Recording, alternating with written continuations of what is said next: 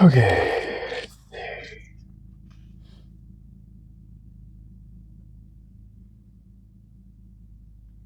Make them feel your point.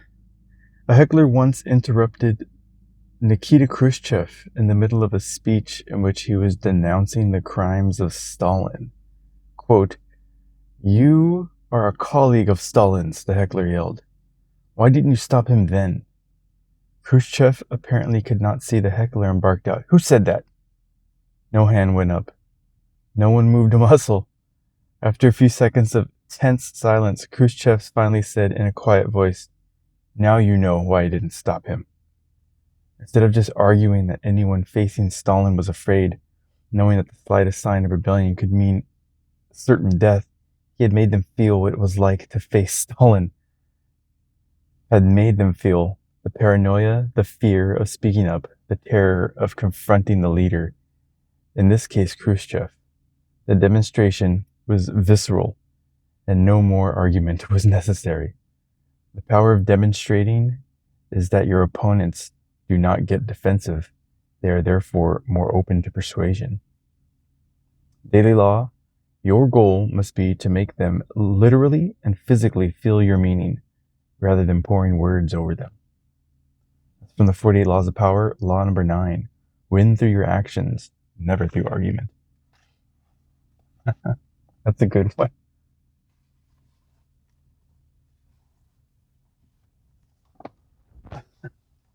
That one's fantastic. Let's see where we are in here. A reversal of perspective. We might think of people who are independent and used to being alone as reclusive, prickly, and hard to be around. In our culture, we tend to elevate those who are smooth talkers, seem more gregarious, and fit in better, conforming to certain norms. They smile, they seem happier. This is a superficial appraisal of character. If we reverse our perspective and look at this from a fearless point of view, we would come to the opposite conclusion. People who are self-sufficient are generally types who are more comfortable with themselves. They do not look for things that they need from other people. Paradoxically, this makes them more attractive and seductive. We wish we could be more like that and want to be around them, hoping that some of their independence might rub off on us. The needy, clingy types, often the most sociable, unconsciously push us away. We feel their need for comfort and validation, and secretly we want to say to them, "Get it for yourself. Stop being so weak and dependent." That's a great point. Those that are in need of social validation are needy in general.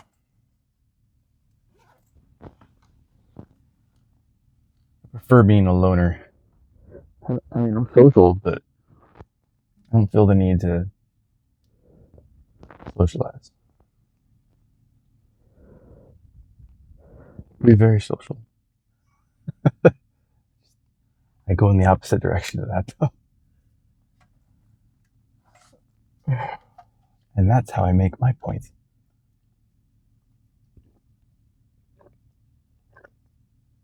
Mm. Damn, that's good. This felt a little heavier than the single can. I think we bought like a big thing of coffee, I think. And I knew when I picked this up, like, oh, this is a little bit more full than just a regular, like, the little can of, like, Red Bull size can of coffee.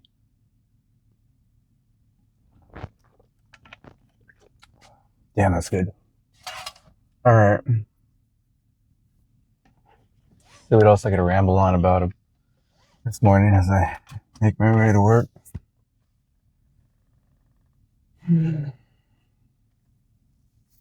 All right. It's time.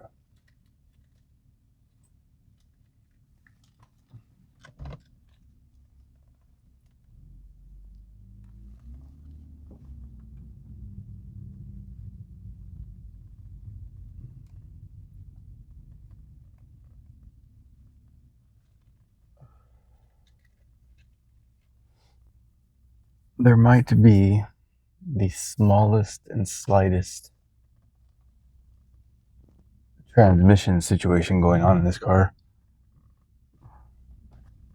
And I only feel it right when I go to leave in the morning. I step on the gas and it takes a little bit of time for the first gear to engage. But after that, it seems fine. It's an older car. Things like that happen. It's like 20 years old, I think.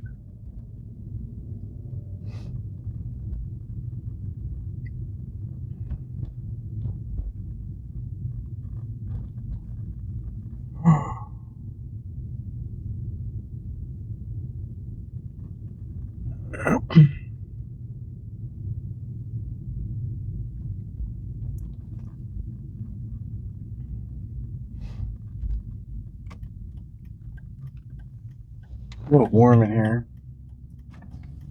Air it out a bit. Oh, it looks like we're having a small talk of sorts, and you're blocking up the whole road.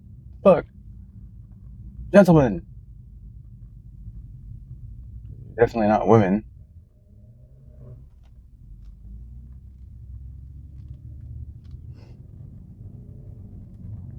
Thank you. Appreciate it. Thank you.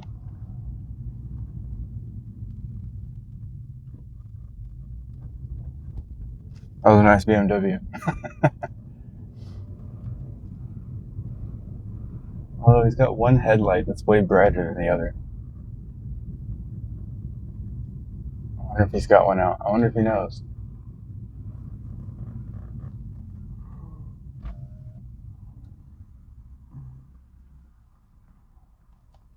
Keep these windows down a little bit. I don't know if you'll hear all the air, but that's what's going to happen.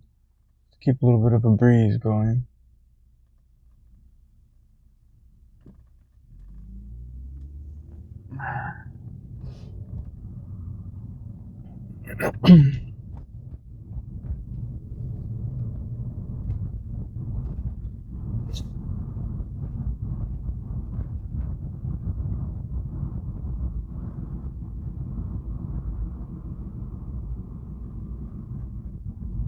That was a great page about Nikita Khrushchev.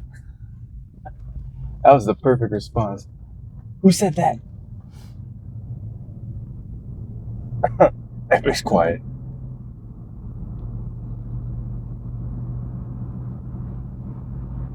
What a dumb question, though.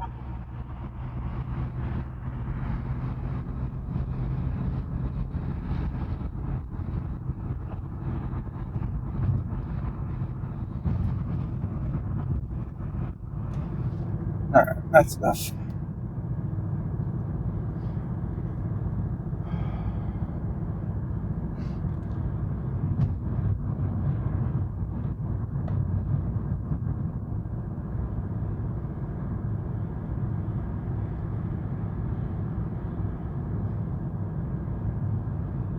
Yeah, people are always bold when they're anonymous. That's why all these people with masks and stuff are so ready to protest and rebel and riot. And as soon as you force people to show themselves or single themselves out,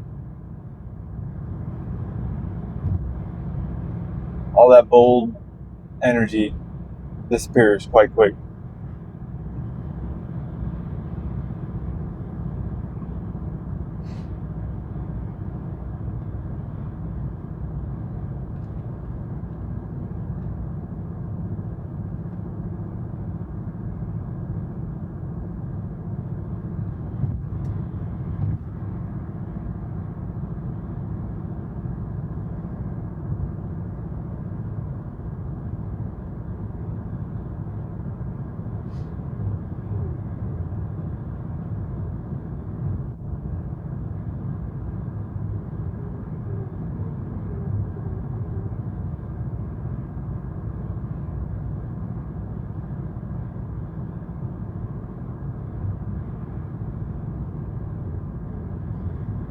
To be honest, though, it's like that fearful mentality that keeps people like in that Nikita Khrushchev page. I was thinking right now in my head, like, what would I have done? And I'd probably be such a fucking rebellious numbskull. I probably would have said I did. I said that. I'm just curious. I want to know. Why didn't you say that back then? But when it comes to like a fearful crowd and like a bloodthirsty dictator, it's the fear that like keeps everybody in line, that keeps them from rebelling. And I get that. Like nobody wants to like somebody like me probably be hauled off and killed. But like he can't kill us all. I mean, he could, but then what? He's got no country. If you kill all your followers, then you rely on them. But you're also relying on them being fearful of you. I guess that's like the balance of power. Like you want them to fear you, I guess, but you also want them to love you in order for them to keep following. And a group that's kept under constant fear, at some point, all that will spoil and turn into complete and utter anger. And that's when you have a full-blown situation on your hands that you cannot. That's when they string you up and they all come for you, and it's a witch hunt, and they'll get you and kill you, and you can't be that kind of leader because that's your fate.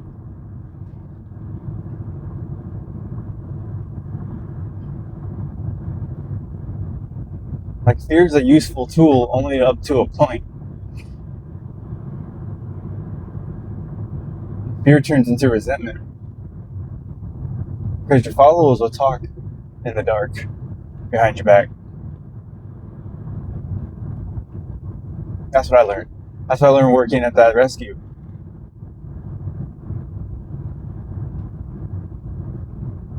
To a certain degree, me and my woman stood out too much as being like,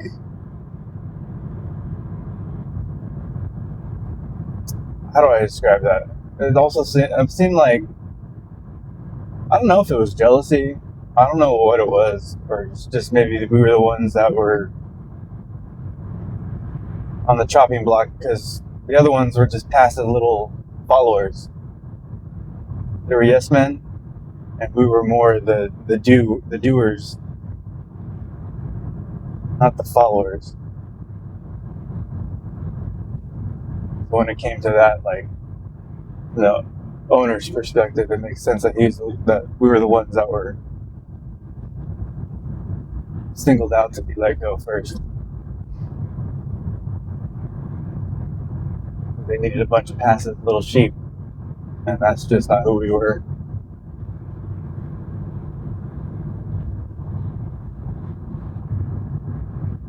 I'm okay with that.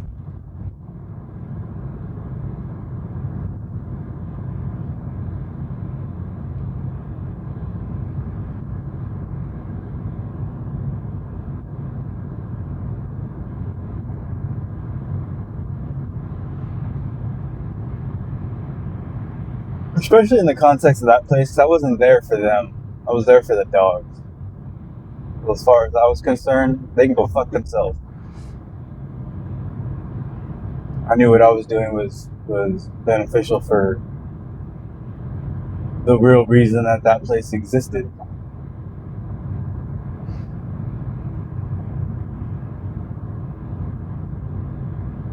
There were other people there at the executive level that were using it for their own personal gain.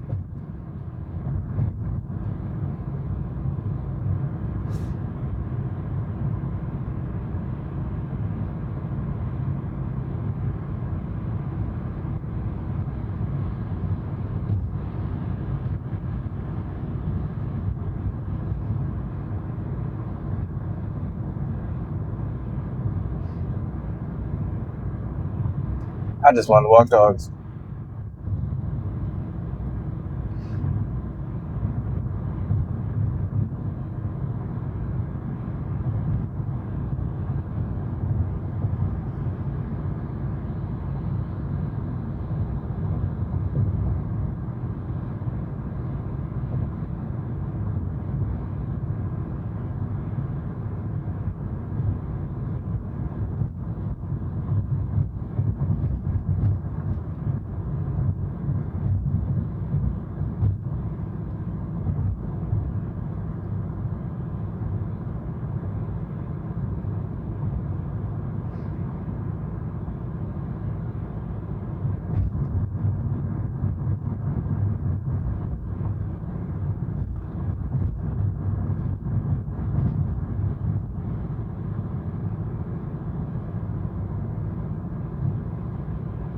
See what this sign is flashing today. See if it still says speed kills.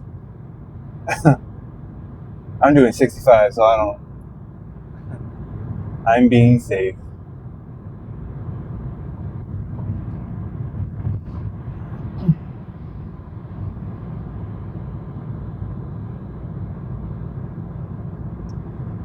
It's interesting. There was a lot of activity the other morning with the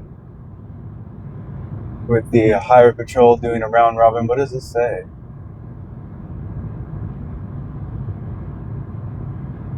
North 5 at Hazley Canyon, 2 right lanes closed. That's past where I'm going. North 14 truck exit closed. Nothing to do with me. So there was like a highway patrol doing a round robin.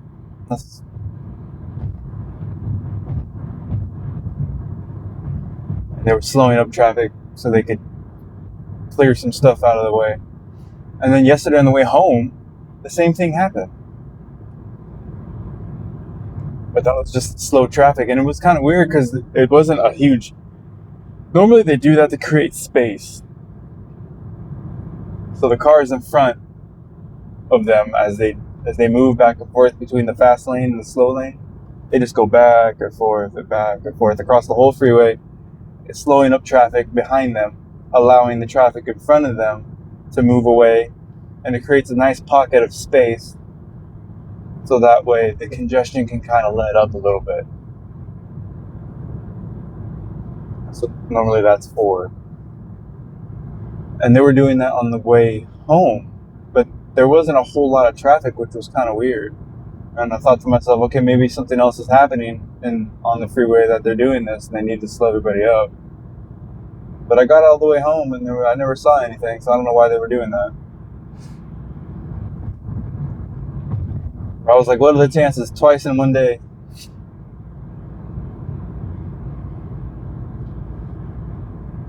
The universe is just telling me to slow down. That's fine.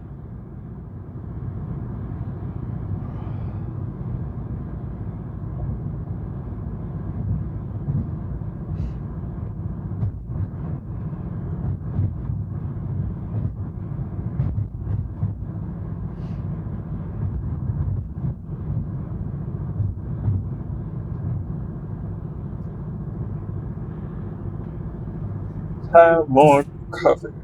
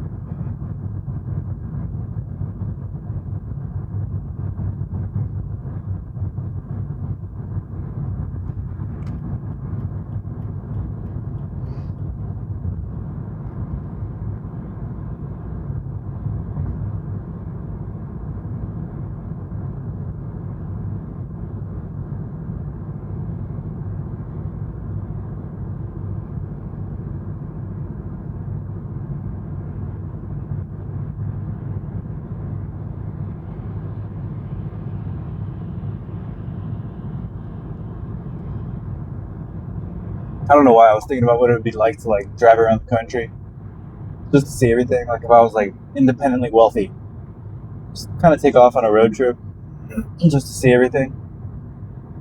I like driving. Then I was thinking to myself, it could get tiring. So it'd be nice to have like a Tesla that drives on its own. But I don't trust that for nothing. I don't understand how people can just trust that auto drive thing. And I think when it first came out, there was like videos of people like asleep while their car was just driving. And that's a level of trust I just do not have in technology. And I don't know how anybody could have that much faith in it. It's just beyond my comprehension. I mean, I guess right now to a certain degree, I'm trusting the technology I'm in, but that's just like a whole nother level.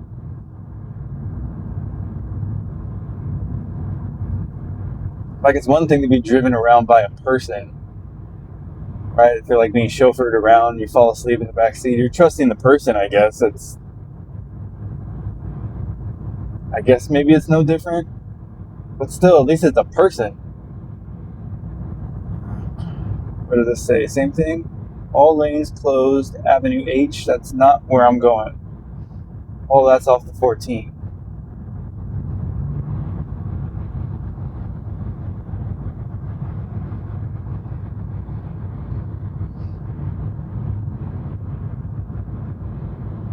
Hopefully everything's cool where I'm at. Holy crap, the old roads are completely backed up with trucks.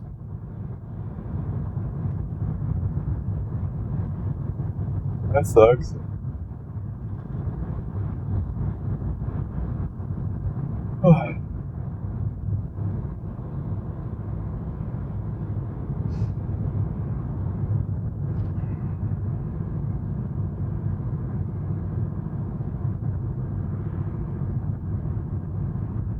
Yeah.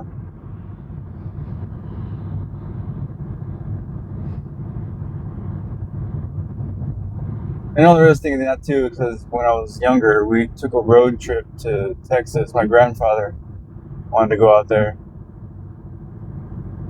and buy cowboy boots from the factory. You couldn't just get them from a store. You had to get them from where they make them. So we went all the way to Texas to get cowboy boots. But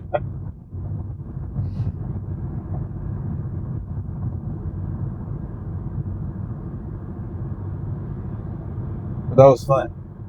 As a kid, anyways.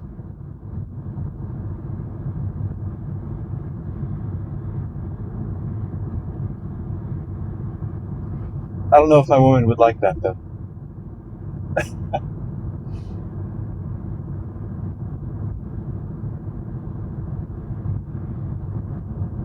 To me, it just sounds like a big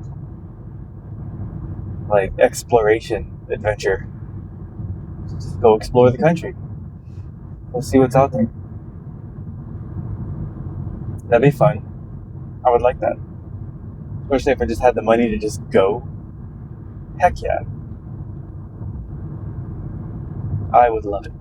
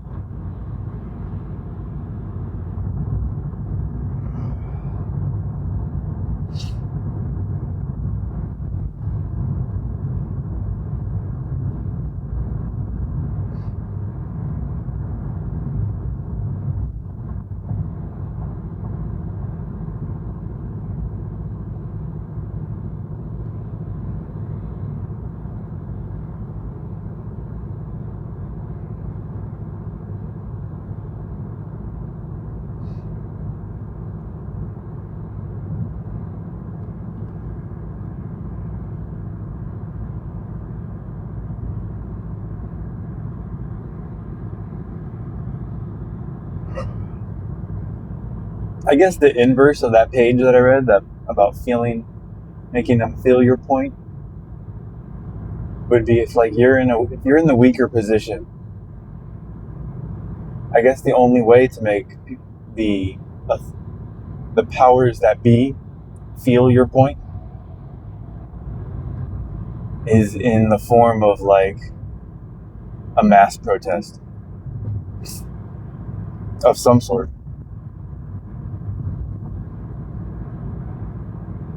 But it has to be in a way where you don't provoke.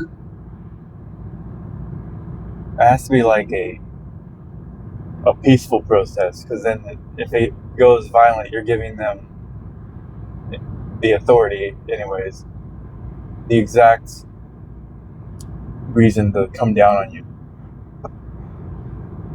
That's what they're waiting for.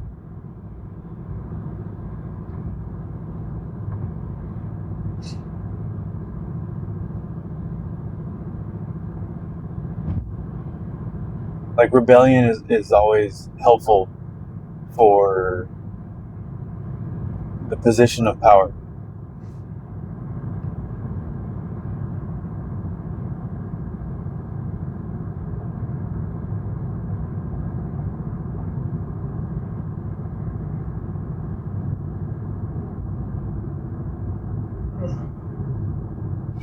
Almost there.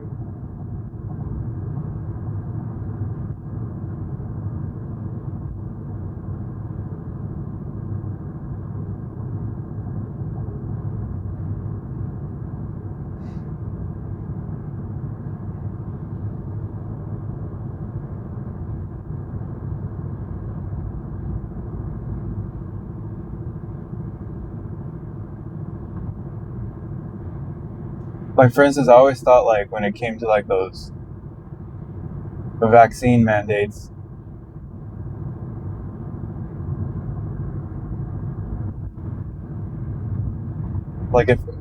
if nobody at a company wanted to do that, if I'm sure there's portions of a company that would be willing to do it but don't exactly agree with it, and they're only doing it under threat of being terminated, like I was. But I was thinking to myself back then, if everybody just silently called out for the day, obviously somebody would have to coordinate this, and the person that would coordinate it would obviously be seen as the leader of the group. So that would have to remain silent as to who coordinated this whole thing, because the coordinator is always the one that's singled out and used as the example, right? Back in the day, they'd be killed. In modern times, they're just terminated. But as long as that person remains anonymous and the whole group goes along with the plan, you could hold a whole corporation at the mercy of the workers themselves.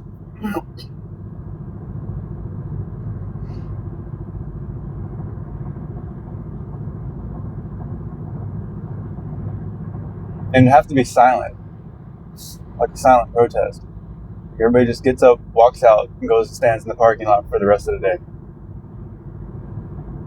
Don't answer questions,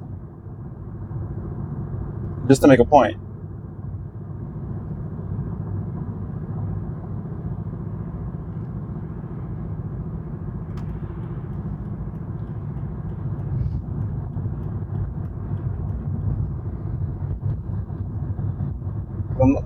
I've been to animal rights protests. I'm not into signs and the chants and all that bullshit. It's just retarded. It doesn't do anything. I hope this lane opens up, because I'm gonna need to exit at some point.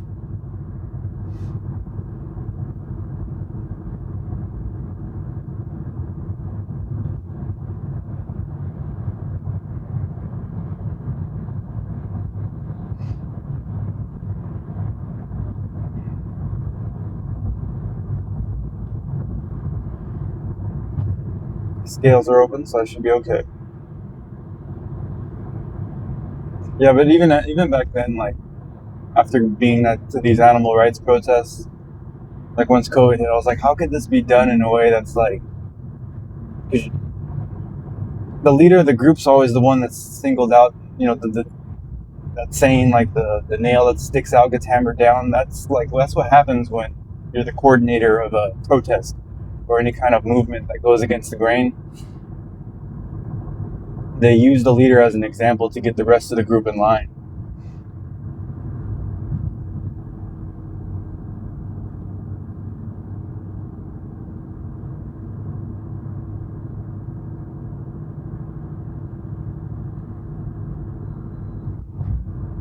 Because more than likely the rest of the group isn't as adamant about the cause as the people that organize the protests or the whatever the fuck you want to call it.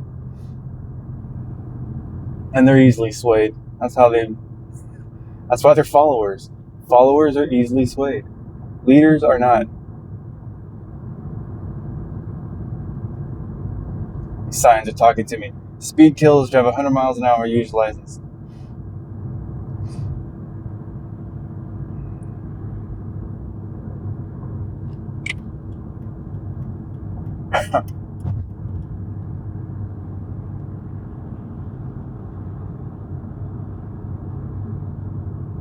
And I'm sure there's something else coming that'll generate protest energy.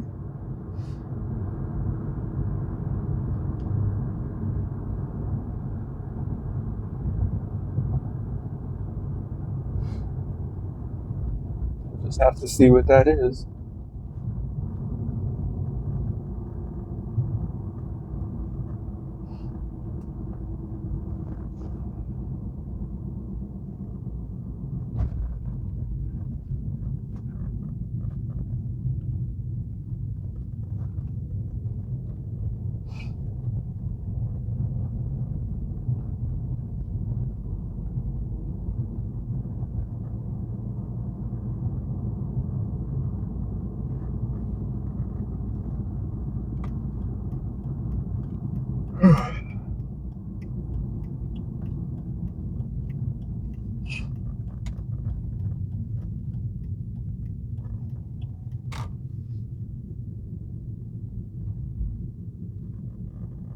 But to be honest, all that stuff is useless. All that protest stuff and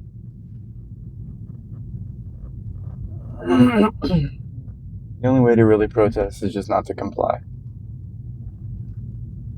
You gotta do it through your actions, not your... The action can't just be standing there chanting stupid shit. It's not gonna do anything. Just don't do it. Whatever it is.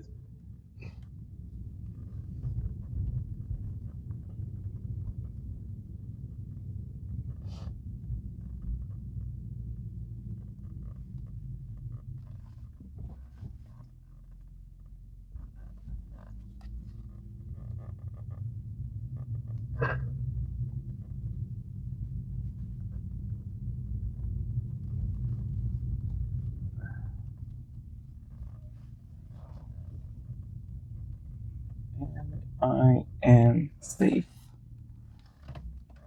Another successful journey.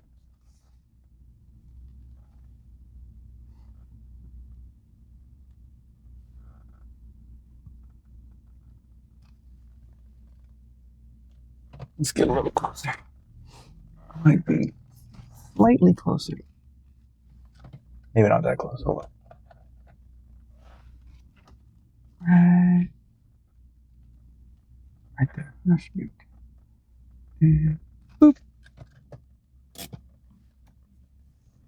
Alright. I am here.